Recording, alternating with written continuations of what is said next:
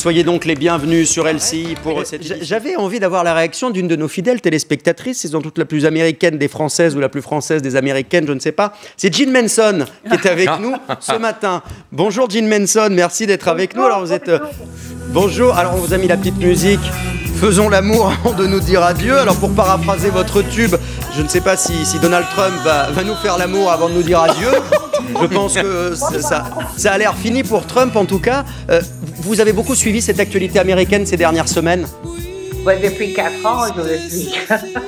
Parce que c'est devenu tellement fou avec un président, pour moi, qui n'a pas retenu le pays, mais il a divisé totalement, avec ses 36 mots de vocabulaire et ses manie de son égoïsme. Je pense que j'ai voté, bien évidemment, pour Biden.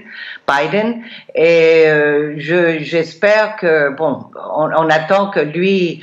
Bien évidemment, va pas être heureux qu'il va perdre, mais on parle pas de la Russie, comment il a gagné aussi il y a 4 ans.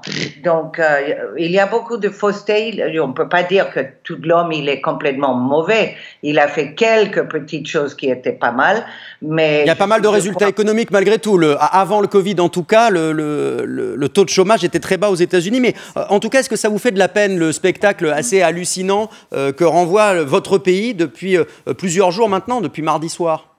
Depuis 4 ans, je pense, j'ai la peine.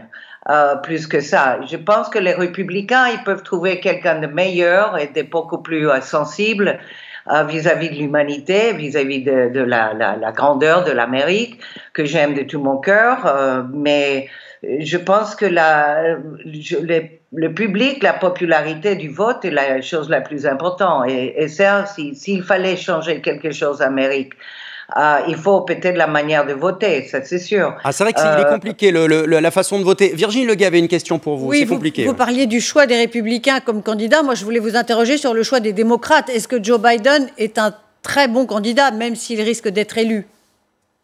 Bon, en tout cas, je ne sais pas, mais je pense qu'il va apaiser un petit peu le monde avec un discours un petit peu plus classe, plus essentiel. Il y a ce besoin d'apaisement, selon vous, c'est surtout ça en fait, et c'est en ça que les gens ont voulu s'accrocher à quelqu'un d'autre que Trump. Bien sûr, avec quelqu'un qui est peut-être un peu plus intelligent aussi. Je pense qu'on n'est pas bête.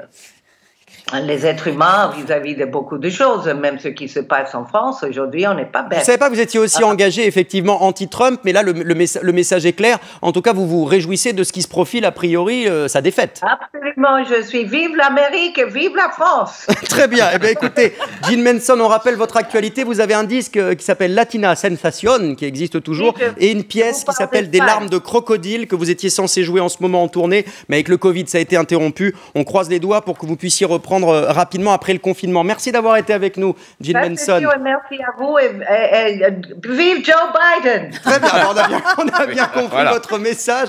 Là, c'est un soutien officiel. On est obligé de se quitter. Merci beaucoup d'avoir été avec nous. Le brunch revient demain à 10h. Tout de suite, c'est Philippe Ballard. Ciao, à demain.